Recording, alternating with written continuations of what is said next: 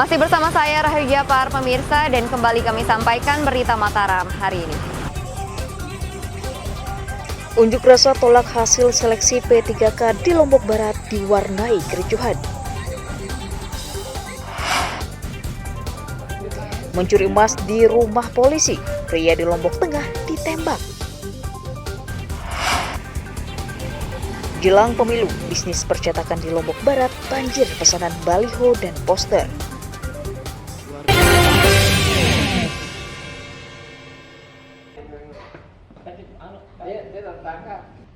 Pria bernama Insan Sobri, 38 tahun, asal Kelurahan Prapen, diringkus Satuan Reserse Kriminal Polsek Praia karena membobol rumah seorang polisi. Tersangka ditangkap atas laporan korban yang kehilangan sejumlah perhiasan seharga ratusan juta rupiah. Insan dibekuk di rumah mertuanya dan terpaksa dihadiahi timah panas karena berusaha kabur dan melawan. Tersangka beraksi pada siang hari saat rumah dalam keadaan kosong dengan cara merusak pintu belakang. Insan merupakan residivis kasus pencurian yang kembali berulah setelah 3 bulan keluar dari lapas.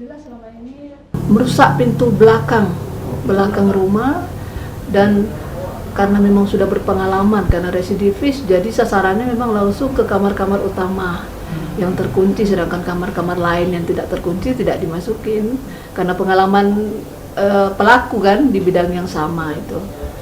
Okay. Malam hari itu atau siang hari? Kejadiannya di siang hari pada saat keluarga atau isi rumahnya lagi dalam keadaan kosong.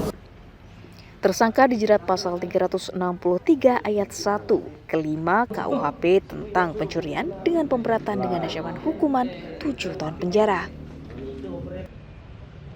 Lukmanul Hakim melaporkan dari Kabupaten Lombok Tengah.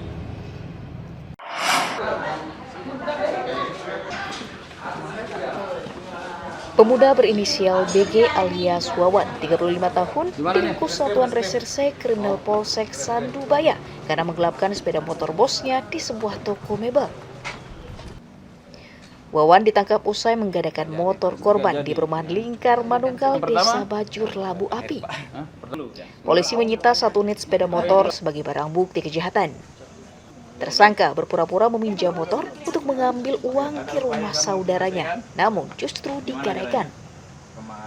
Penggelapan sepeda motor jenis Vixen, mana kerugian korban 7.500.000 dan motor tersebut digadaikan 2 juta dan uangnya digunakan lagi dan lagi untuk judi.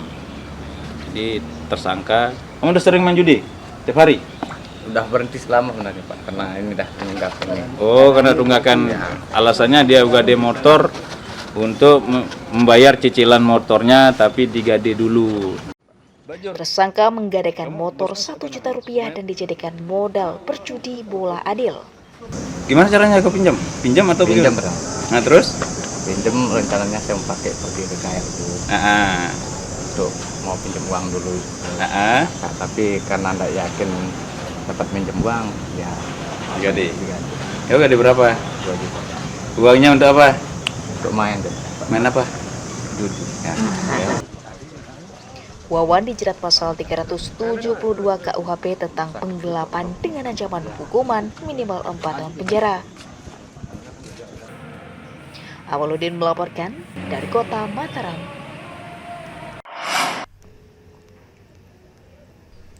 Puluhan petani di Desa Batu Tulis, Kecamatan Jonggat, Kabupaten Lombok Tengah belum mulai menggarap lahan hingga pertengahan bulan Desember. Hal itu karena lahan yang mereka sudah siapkan kembali mengering karena tidak adanya pasokan air dari saluran irigasi. Petani tidak bisa mengandalkan air hujan untuk bercocok tanam meskipun telah memasuki musimnya. Belum normalnya curah hujan juga menyebabkan air dari saluran irigasi kembali mengering. Kondisi ini menyebabkan petani terancam gagal menanam padi pada musim tanam akhir tahun. Ini sawah sudah dibajak? Sudah dibajak tanah ini. Tapi nggak ada. Tadi untuk tempat nanamnya ini susah gini.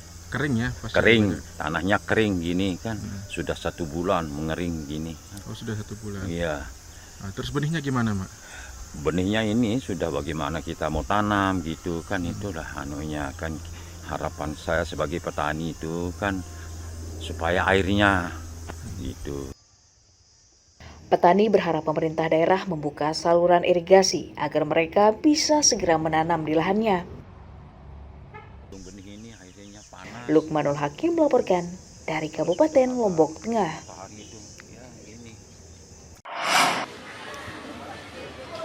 Harga cabai di sejumlah pasar tradisional Kota Mataram masih mahal, tembus Rp80.000 per kilogramnya. Mahalnya harga cabai sudah terjadi sejak 2 bulan lalu akibat minimnya stok di pasaran. Selain karena minimnya hasil panen, mahalnya harga cabai lokal akibat terbatasnya stok karena diduga banyak dikirim ke luar daerah seperti Pulau Jawa dan Sumatera. Hal itu dilakukan para pengepul karena harga cabai di luar daerah mencapai Rp130 hingga Rp200.000 per kilogramnya.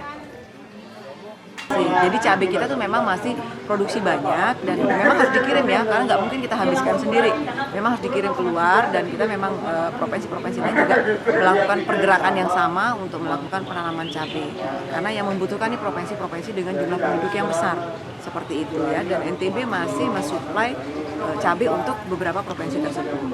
Nah, sebagai daerah penghasil inilah kita akan memperluas lagi hasil. Nah, harga ini sebenarnya bukan karena kita tidak punya komoditi tersebut, tapi lebih ke hukum pasar yang sedang berlaku. Selain menggelar operasi pasar murah, pemerintah daerah juga akan mencanangkan gerakan menanam cabai di lahan menganggur atau pekarangan dengan cara membagikan bibit cabai ke masyarakat. Emi Kusuma melaporkan dari Kota Mataram.